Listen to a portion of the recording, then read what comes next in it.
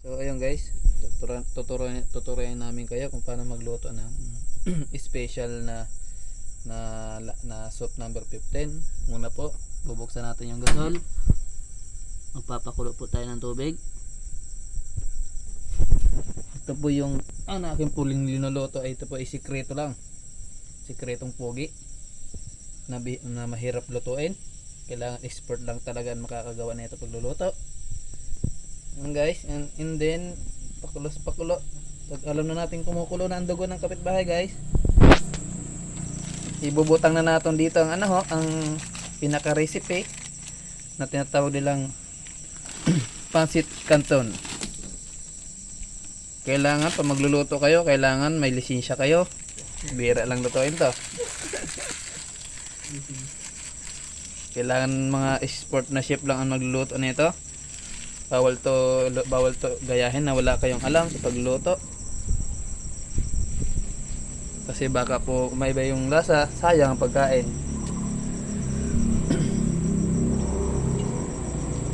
Guys, hahanap tayo ng pang-ukag, in English panghalo. Ibabaliktad-baliktad lang natin siya guys. Yan. Huwag natin, tsaka na natin lalagyan ng yan ng recipe, mga recipe niya pag marana.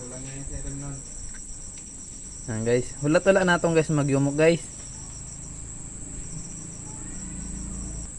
Tapos yan guys, pag nakikita nyong nagbubuhag-buhag na, hayaan nyo lang siya.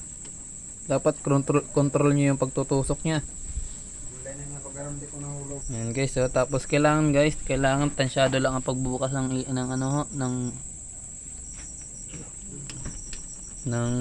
apoy kasi mahirap to. Mahirap to sa pagluluto. Ito po yung pinaka special side. Ito yung luto ko ngayon, tinatawag ko na soup number 15. So ayun guys, hintayin muna natin siyang kumulo. In English, kumaladkad siya. So ayun guys, tinanggalan na natin ng tubig at lalagyan na natin yung sikretong sangkap. Kung magtatanggal ko yun ng tubig niyan mga sir, guys, kailangan mayumok ang iyong kamot. Yun, lalagyan na natin siya ng special ingredients. Yan. Tapos and then lalagay na natin to. Yan, okay na yan. Tapos haluin natin. Joke lang, tanggalin natin to.